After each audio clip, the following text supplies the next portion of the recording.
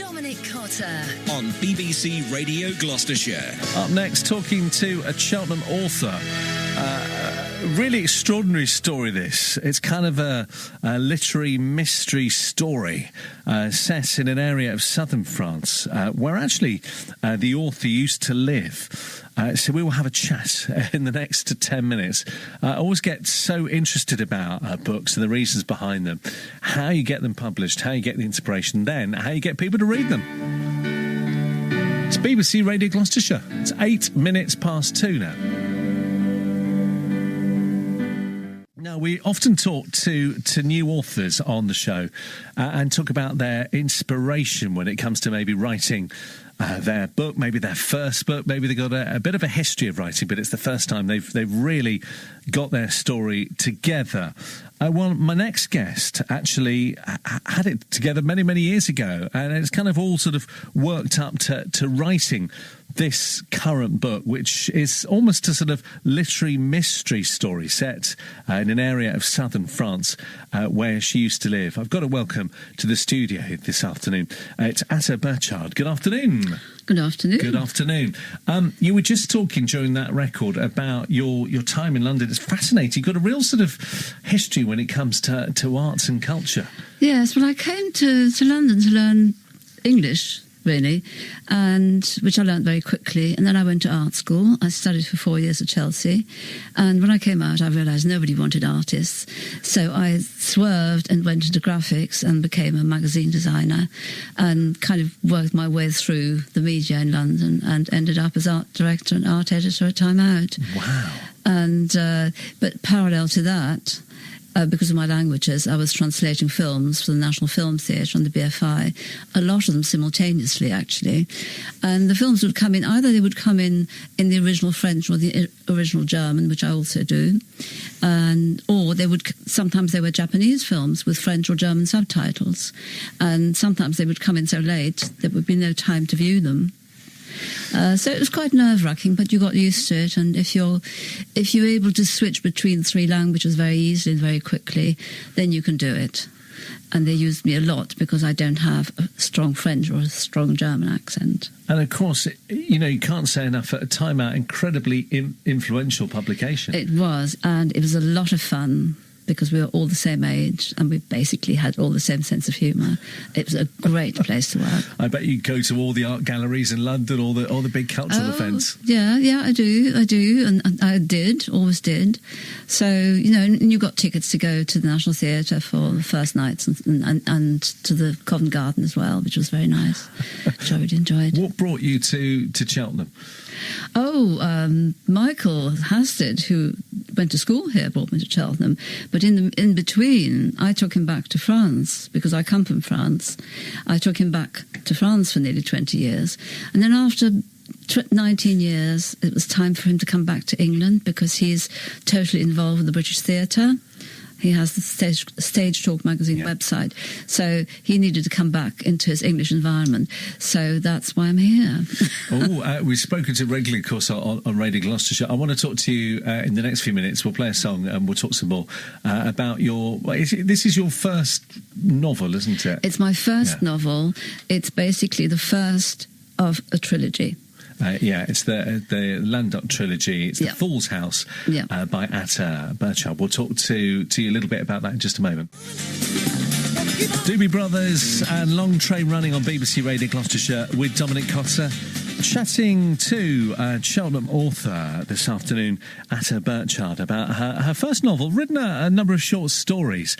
And as we was talking about her time at Time Out magazine, really involved with sort of the arts and culture on the magazine. And, of course, all of this kind of helps, I guess, in the whole writing process, doesn't it? It does, because you basically, as you go on and you write a lot, you gather a lot of material from all areas and all kinds of people that you meet, and your imagination runs away with you, and so you incorporate that into your writing. As I said, there is no novel in the world where there is not an element of truth, because something always sparks off a story. So if you have suddenly you have a really, really good story, and you meet some really good characters, you can actually take a character and then attach other qualities or faults or whatever to them, so you can get somebody that you meet to. So they could be a good friend of yours that ends up in a book under another name. No, I would not do with good friends, and I would certainly not do with family. No, there are parameters, aren't there? That absolutely you need to stick not. to? Because the problem is with that is that when people then get to read the book, they say, "Oh, is that me? Yeah. Oh, how horrible! How could you get me to murder somebody?" And so on and so forth. You know? Yeah, no, absolutely. Take us through the book. It's The Fool's House, and it's set in present-day rural Languedoc region, isn't it? Yeah, I mean, I know the region very well because I worked there for nearly 10 years with the rural population as well. And I was brought up in the rural areas of France. So the mindset of the rural population in France and Paris French is radically different. In what way? They're completely different. The people in the country are very attached to their traditions, to their food, to their families, to their soil, most of all. And that is something that comes to the fore in this book as well. Because the situation is that a stranger comes into a very traditional community, which is fiercely traditional, really. And the local landlord, if you like, who lives in the great big chateau and gives everybody in the village work, has gone bankrupt because of a spendthrift wife. And he sells the chateau to an aging professor who lives in it for a number of years and then commits a terrible mistake in his marriage. And the story is told through a woman called Leah, and she comes across this man. He invites her. He wants to sell some books, and she arrives in the chateau, and it is completely empty. There is nothing in it except the books and a few old carpets. Wow. And so that's really, and she then becomes entangled in this man's tragedy, and she's very sensitive. She feels that something very strange and probably something terrible has happened in this house. His wife and his maid have disappeared on the same day. And he seems to be sort of playing over that and not making a big deal. Sort of swaggering around almost, or just sort of... He just says, my wife and my maid have left on the same day, and now I'm living like this. Yeah. And Leah realises this is not right. And she becomes entangled in his drama, if you like. Is she searching for the truth, then? And the book basically is she discovers what has actually happened in this house. So that is the main story. Just looking through all the sort of background to the story, and it almost reads, because of course you spent all that time at time out looking through the films, watching films, and it almost reads like a film script. Some of this as well. Yes, it would make a good film. When you look at the prologue, during a police search in Norlett Lake, a diver discovers a gilded chair weighed down by chains still attached to it. The remains of a woman's hand. I mean, it does seem like people will have to read the book to find out what that's about.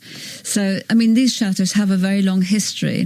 The original owner's family had been there since before the Middle Ages, so a lot has happened in this place. There is an undercurrent, which what they call a backstory in publishing, and that is that the old man, who's now in the terrible state in the chateau, he is not a landlord. He's not a landowner. He doesn't own the vineyards around the village. He doesn't give anybody any work. So the population in the village is sort of left kind of dangling in the time that he owns the chateau. So they're all kind of watching his demise with quite a lot of glee. And their point is they want to recapture the chateau for the original owner. It's so interesting to say about chateaux, because a couple of summers ago I go to a relative lives near Nîmes, about an hour north of Nîmes, and there's a chateau. It must have been through about 10 owners in the last 6 years. And every time I drive past and see the chateaux, I always think there's a story in that chateau. Quite a lot of chateaux in France actually started off as monasteries. So there is a lot of history just in the soil already. A friend of ours owns a Cistercian abbey, and this Cistercian abbey was given to the gypsies and the peasants after the revolution, or during the revolution, because all the monks were driven out. So a lot of the rich people abandoned their chateaux and fled during the revolution. Well, if you want a bit of a murder mystery, then you want to read The Fool's House by Atta Burchardt, which is out at the moment, and you had some great fun writing this. I imagine for you it's a hugely rewarding experience as well, isn't it? Yes, well, it's just nice to get the work out, basically. It takes this one took a very long time because I still was in my career and I created the business, I was teaching in art schools, I was doing all kinds of things. So the first one took a long time. The second one, which will be out next year or later this year, took me much less time because it's already set up. Thanks so much for coming in. Not at all, it's a pleasure. BBC Radio Gloucestershire. Don't forget, you can get The Fool's House by Atta Burchardt from Cheltenham off Amazon, from all good bookshops as well, and on Kindle as well. It's 28 minutes past 2.